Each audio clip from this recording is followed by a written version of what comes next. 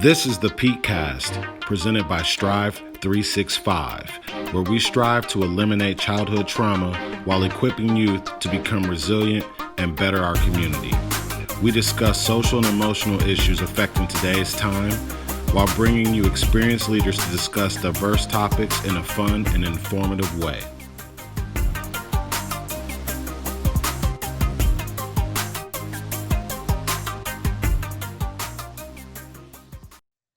Strive 365 coming to you all the way live. Here, Hassan Rahim with one more episode of the peakcast. Not going to forget to introduce my amazing co-host because he's the best part of this podcast. The great JP next to me. How you guys doing, everybody? Well, I guess I can answer you right now, right? Today we have a really, really awesome guest, someone who has really made a difference in the community of Milwaukee. And the reason I say really is because she has started off with young children. For those of you at home with young children or just dealing with them ever, a lot of people don't have the patience to deal with kids that early on, especially teaching them the amazing things she's teaching them. So I'm going to go ahead and introduce Tamara Johnson, the Executive Director of Malaika Early Learning Center. So everyone, please give a round of applause. And just to let you know, they don't like it. They don't like it when you call them Malaika. They like to be called Malaika Early Learning Center. Okay. Well, Malaika, I apologize. So JP's always correct. So JP, I was gonna take care of that too. Oh yeah, I like it. Hey, so Tamara, can you tell us a little bit about how did you get into this role as executive director? Tell us about your career, how it built up to this point. Whether it's educational background or career background, how did you get to where you are today, and why is social emotional learning so important? Yep. So I will tell you my journey started with early education on a personal note. I was very young. Actually, I had my son when I was 19, but when I was pregnant, what I immediately thought to myself was, what are you going to do with this kid? So funny thing is I took early childhood 1, which is like a entry level course for was the entry level course for childcare workers at the time, and absolutely loved it. So I never, my thought process wasn't to take EC1 for a career. I was taking it on a personal note, but absolutely loved it, and right away enrolled in early childhood 2. And in the midst of taking early childhood 2, started looking for jobs in childcare. So really kind of stumbled on this field on more of a personal note, but found out early in my career that this absolutely was my passion.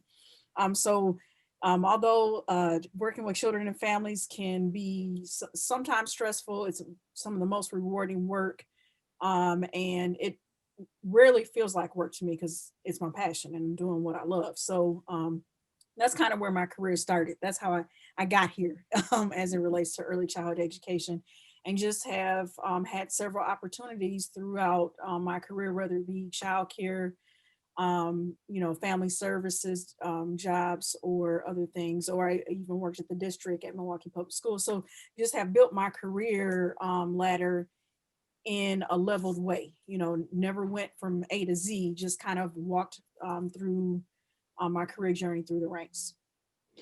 And then one thing, so when you say it's rewarding, everyone, it just, how can you not love little kids?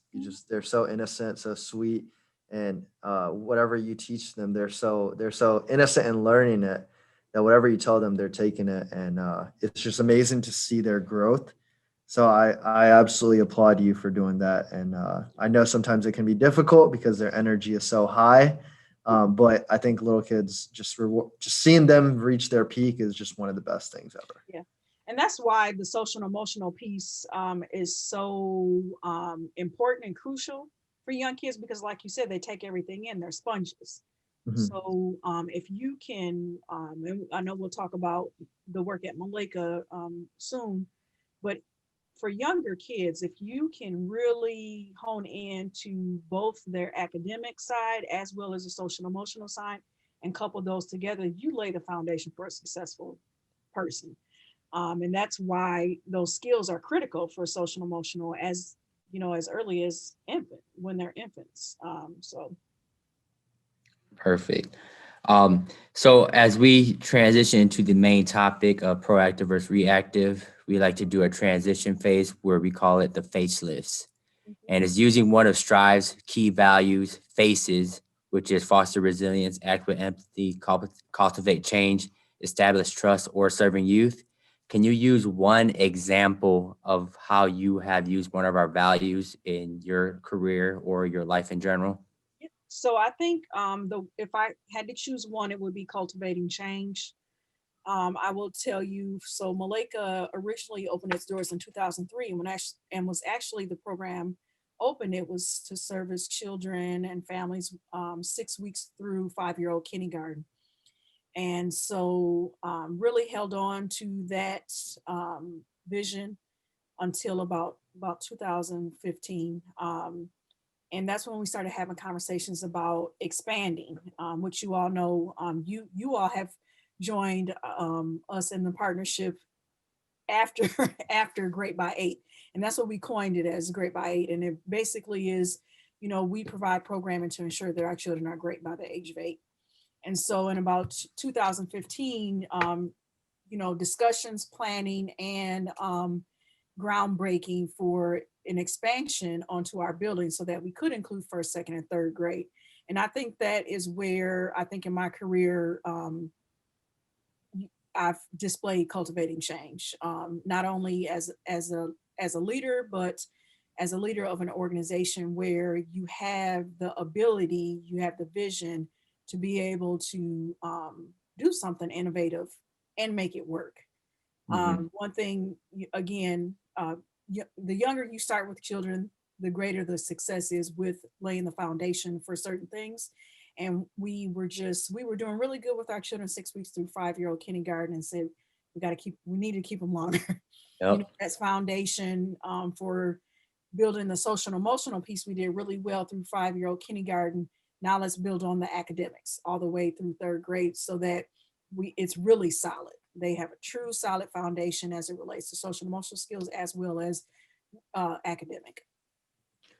Right. And I see that, it takes a real leader to have a vision to see what you want. I think as me, I'm still grooming on what my vision is as well. And, cause like for me, I'm like, what I got to do next, what I got to do next, what's my day look like for next week only. But like leaders, you're looking way beyond what the whole vision is and, putting the pieces together. So, leaders with visions are hard to come by. Not only that, I think Malaika does a great job of cultivating change because of the fact that, with a new organization like Strive 365, with our curriculum, you guys are so open to us coming in, knowing a little bit about us, but allowing us to show what our curriculum can do. Mhm. And it has now progressed our relationship even further. And, we're there to help the students. So it would not have happened without the leadership and, the openness to make a change instead of, just like, let's just do what Malaika has been doing for the past couple of years, So I appreciate you guys being open-minded, and that's how a lot of change starts. And especially when you guys have had early success as well. I mean, that's just amazing to see that you guys are willing to take a risk on a change. So that's just big time props to you guys on that, because a lot of people get comfortable and think, oh, this has been working, I don't really need to. So thank you guys for believing in us as well. And we're glad to see the improvements and changes going on as we continue on with this amazing partnership. Wonderful. Thank you. We're glad you're here. We love innovative tools. All right. Perfect. So today's topic, guys, is pretty straightforward, but a lot deeper than you think it is. So it is proactive versus reactive. So when we say that, Malaika is an organization that is very proactive. A lot of schools that we work with and a lot of programs, they're older kids. So they're more in the reactive area where they're having their kids learn how to react to situations. However, Malaika is one of the very few that is using a proactive approach, starting the youth at an early age. I mean, this is so many different things in life. You look at professional athletes, for example, and say, how are they so good at that swing, the tennis swing, the golf swing? How can they shoot a basketball so far? It's because it's a proactive instinct for them. Yeah. It's something they've been doing their whole lives. So what Malaika is doing is they're starting these kids so early in such great motives and putting them in situations where now it's instinctive to them. So that's what today's topic is going to be about. So Tamara, can you touch on why a lot of people don't think it's important to start with social and emotional learning for kids?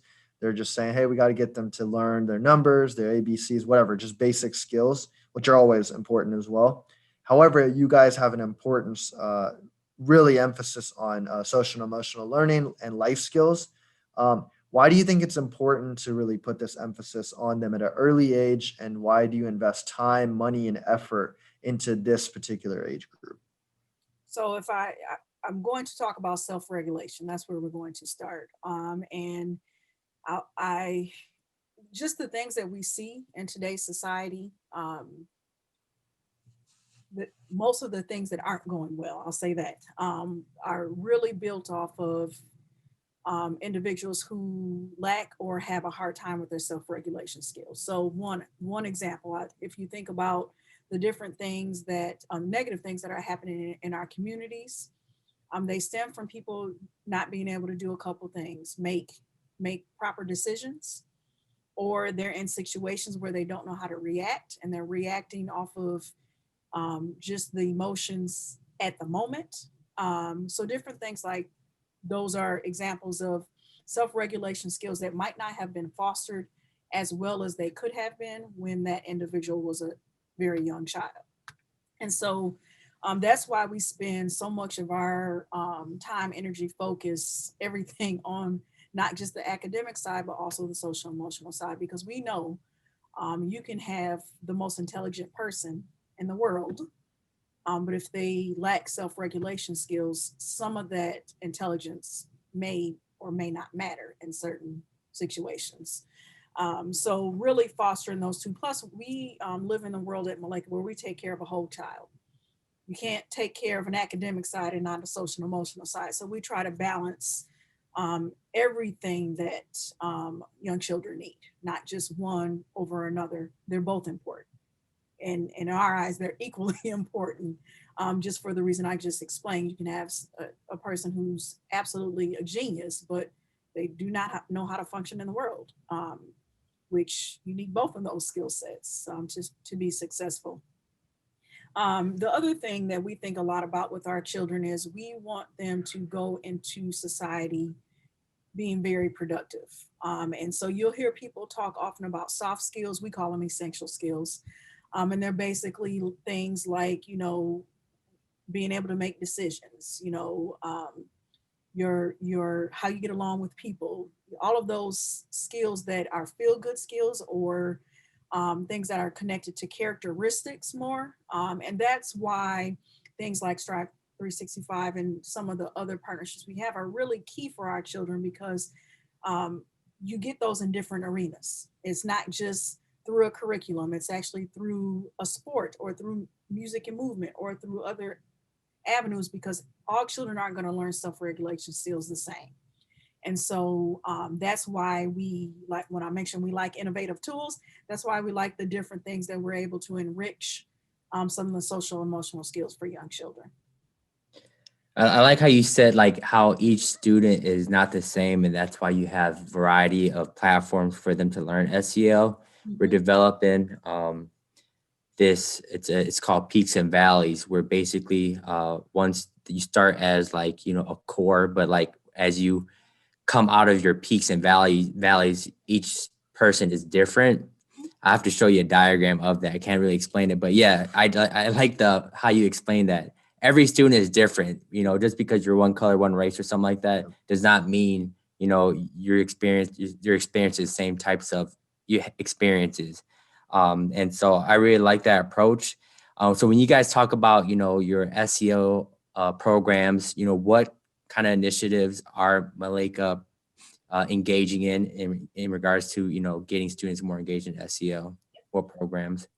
So one, our partnership with you all, which has been very helpful for us, because for younger children, not only is that partnership helping with social and emotional skills, it's also lends us to see really some kinesthetic skill sets in our children. Again, we're not a school that, is K-8 or, K-12. So we're not involved in some of those intramural, those sports. But this gives us a little bit, it builds a foundation for children with that skill set as it relates to the foundations of not only social and emotional skills, but also, interest in a particular sport. But also lends itself to what comes next. And so we're building on that foundation. Another one is we have music lessons. And, as much as folks like to think music is just about music, it is about a whole lot of other things. You have math skills through music. You have the social and emotional piece, because in, music class, you have to learn to share things. Well, pre-COVID, you learn to right. instruments and work together. And, this beat needs to happen here, and then our friends join in. So that is also one. We also use a particular curriculum for our social and emotional learning, which is called Second Step. So we're just infusing many different things. We also, a few years ago, added a health and wellness program here at Malaika. So we have Dr. Tipton, who we couple with Mr. Blackman, who's our student support coordinator, which is extremely helpful because all of those things kind of bridge gaps. And so when I think about, our health and wellness program with Dr. Tipton and Mr. Blackman, you have them as the bridge, building the bridge for relationships between children and teachers, staff and families, staff, peers and peer to peer. But just given that opportunity of someone else, one besides your leader that you answer to be part of an initiative or some support systems within a program, and it be assigned to someone, one really who's in that field and that expertise in a different type of way. So those are just a few. And we invest in our staff with professional development around trauma and around social and emotional skills, and being a resilient individual yourself, so that you can give that same skill set to children. Right. You definitely experience those. And so I love Mr. Blackman. So shout out to Mr. Blackman, because we collaborate closely together, and he is a strong advocate of Strive, but also for the students as well. And he's always looking out for their best interests. Just a true, genuine human being. He is. He absolutely is. He was, and that's where I say he's, you need those folks who bridge those gaps, because as a principal, I'm thinking about outcomes. I'm thinking about this. And so right away, he knew how to have that conversation with me, like, yeah, Tamara, this is good for social and emotional skills, but I see talent, and so when we started having conversations about not only with the partnership with you all, not only the how it relates to our children as it relates to social and emotional skills, I trust Dave, or Mr. Blackman. So I was like, yeah, he's, I know he's coming from the heart, and he's also looking out for the best interests of the children. Like, we have some talented children, and you want to peak that talent and that interest very early. So yes, shout out to Mr. Blackman, because he definitely put me in a different mind frame. So on a very serious note, there's been a lot of studies talking about how children who face adversity in childhood are most likely to have stronger mental and physical health issues. Unfortunately, that is just the case. It's reality. And I'm just glad that there are people out there, such as our two organizations, who really want to make a difference in that. Can you discuss what ACEs is? So ACEs is Adverse Childhood Experiences.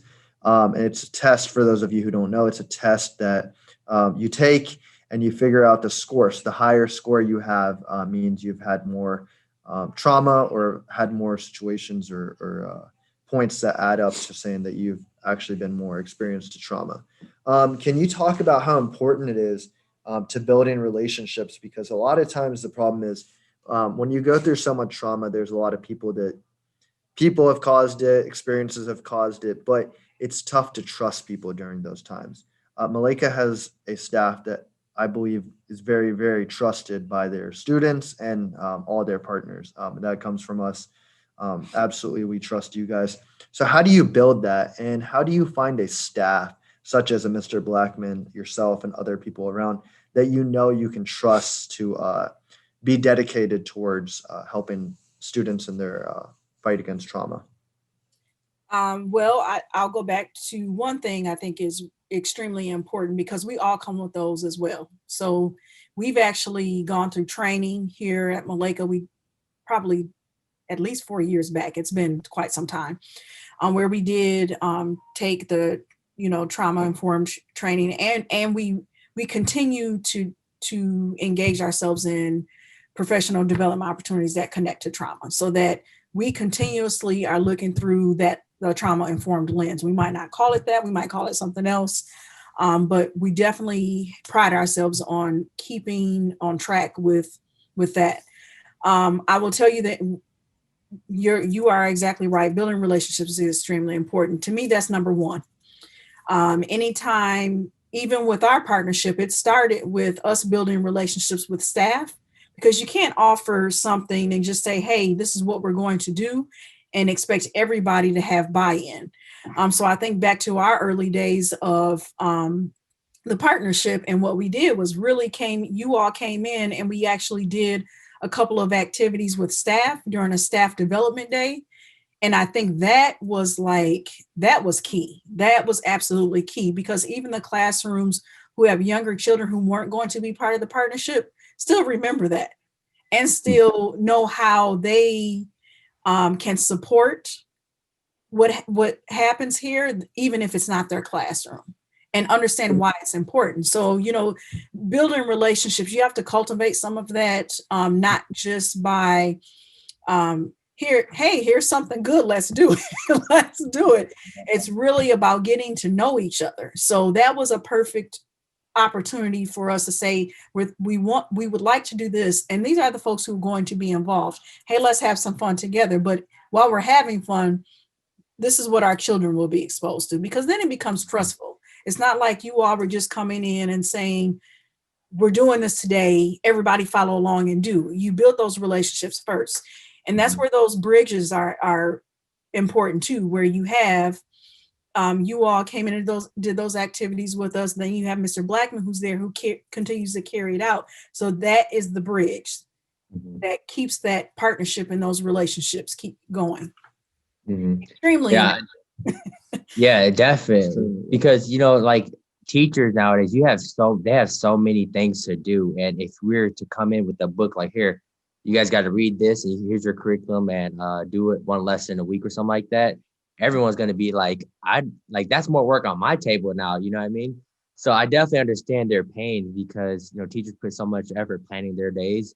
And so, coming in, fostering that relationship with your staff, getting that buy-in from them, and then coming out to, expanding that to the students is definitely key. And I kind of want to hit on that point too, JP. So I think JP is one of our coaches, obviously, and James as well, and help out a little bit, not enough, but should be there more. But I just think when I see Coach JP go in there, he's really built those relationships with the students as well.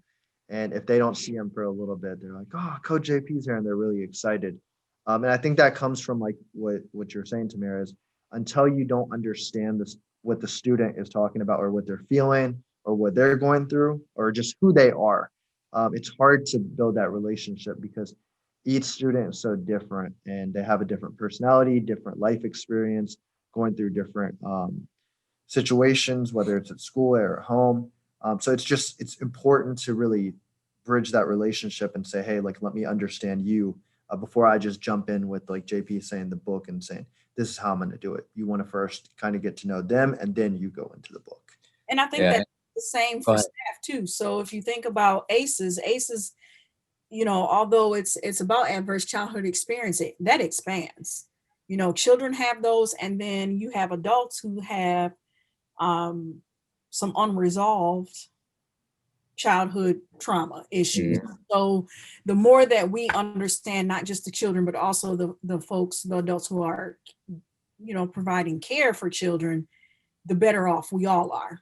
Because some of those things, even as adults, can be mitigated in a certain type of way. They look different through mitigation with children because you have a longer time frame to help support some of those factors, but acknowledging them, and figuring out how to work through some of those adverse experiences are key. Mhm. And I also like how you did that greater than 8 because you guys needed more time to build relationships. And that's how it felt with us too at Strive when we came in. At first, you're like, who are these guys? But eventually they play with us. We play tennis and we do different fun games. Like, so we can't wait for them to come back. And so like, as through time, we kind of build trust with the students as well. And we want more time with them so we could definitely develop their skills in athletics as well. But question for you, do you see yourself growing higher than 8-year-old? Do you think you guys might expand to middle school, or this is just, I'm throwing that out there? He threw Yeah. a number at you. I will tell you guys the same thing I tell everybody else. Sometimes you just need to stay in your lane and do what you Hey, right. But people ask that question often, and I think we do early education well, and I think we should leave the other lanes to other people. Sometimes when you start to branch off and do things that may not be truly part of your mission and your vision is when changes happen, and not always for the good. But we do early education well, and I think that's our lane. See, that's a good leader. You stick to your mission and your vision, your values. And not only that, you want to do something great and not good. So that's awesome. Yeah. And that leads you into the next thing is how does Strive 365 fit into your mission? Yeah. Well, I will tell you, I guess for the short term and for the future as well. yes. As I mentioned before, we're always thinking about innovative tools to help support children. And we know that what we offer within the four walls and just our vision isn't enough. And we know what we do well. And, we may have the social and emotional learning piece now, but how it connects to other avenues and channels in the lives of children isn't our expertise. So we lean on partnerships quite often to help support, again, our vision of taking care of a whole child. We know that, again, we can't do all of that on our own. So we lean to things like you all are Strive to help support children. And it's not a community, not an isolated effort. Many a times when I talk, I talk about the village. And it does take a village to raise a child. And that doesn't mean that Malaika is one village of its own. We understand that there are many other partnerships and things that need to support us in the work that we do with children. So Awesome. Stick around. We'll be here. All right. And we'll be there too. We're here in the long run. All right. Awesome. So we go into our phase of transition. So we call it cope it out. Mhm. So we use our model of cope, and you can either use it as how you have coped with a stressful situation, or how you have used cope as communication, offering positivity and empowerment in real life scenarios that you have used. So I think if I have to pick one, I'll start with empowerment. I think that's one thing that we as an organization and as a leader, I think we do well. We teach and not tell, which is really, if you talk to staff around here, I think not only are they here supporting the work that they do daily with children, but they will tell you the growth of themselves over the time that they've been here. We continuously talk about how we've empowered children and we've put these things in place and the progress they've made in a year. But I look at the staff as a leader. I look at staff and say, what are we putting into the adults and empowering them to a point where their personal and professional life is such to where they are being good stewards of this work, and in return giving all of themselves to children. So I think empowerment is definitely one. I think the other thing, communication is key in any line of work, but especially when you work with children, because you have to take a pause. You have to learn to listen. You have to stop and listen. That's another one of the strategies there. For sure. And I think to like speaking of your, your leadership style, you remind me of a lot of Dr. Curry's leadership style as well, because he leads in that same way, a lot of vision, a lot of empowerment to his staff. So that's wild. But also I love the atmosphere at Malaika. Every time I go in, the staff is always upbeat, happy. I don't really see no one with a bad day usually, but it's just everyone's energized and ready to go. So, Absolutely. and it's start the environment. Yeah. So, yep. And we hear that quite often, that it's a welcoming environment. We have some bad days and we have stuff. yeah. We take care of our stuff. It's never, we have stuff on Monday, by Wednesday it's fixed. So, and that's a good team that, where we know everything isn't going to be 100% every day. But when it's not 100%, we talk about it and fix it. Right. So thank you for your time and, talking with us on the peakcast here.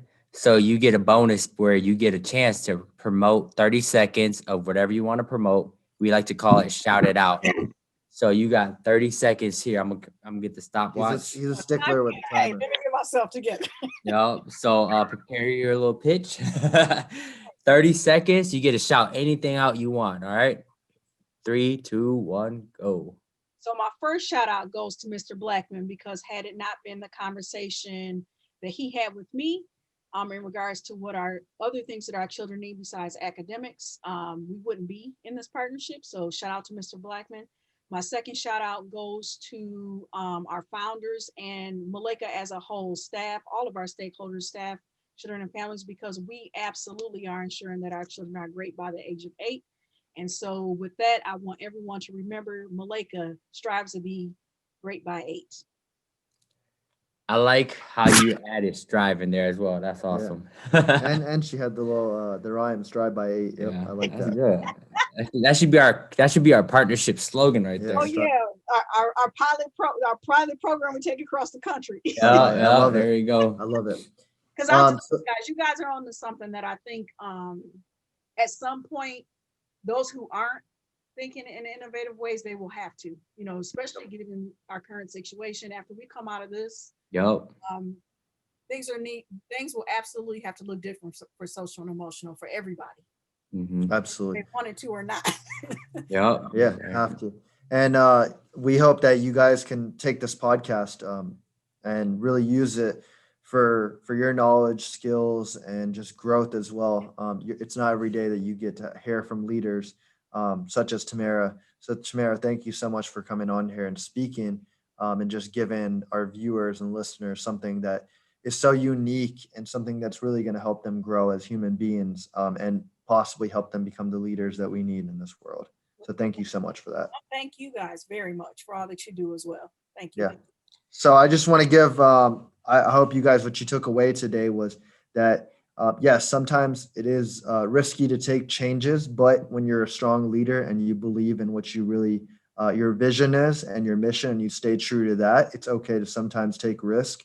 But the main thing that I would say take away from Tamara Johnson is that she is someone who found a passion and continued to do it. Teaching children at a young age is so important. Something she's really dedicated herself to, and her whole entire staff and the whole Malaika Early Learning Center. So try to help the youth out at an early age. It's okay that, when they get older, we're still going to be there for you. But if you start them out early, there's nothing better we could ask for. So when you find someone young going through a situation, or maybe they're not, just get to know them, try to be a guide for them, try to help them. That's something Malaika has done. That's something that Strive is continuing to do, is help the youth at an early age.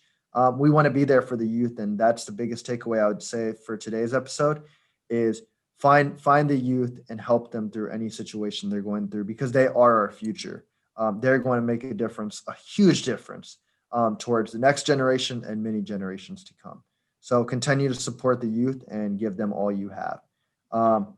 JP, you want to take us out? Strive 365 coming to you all the way live.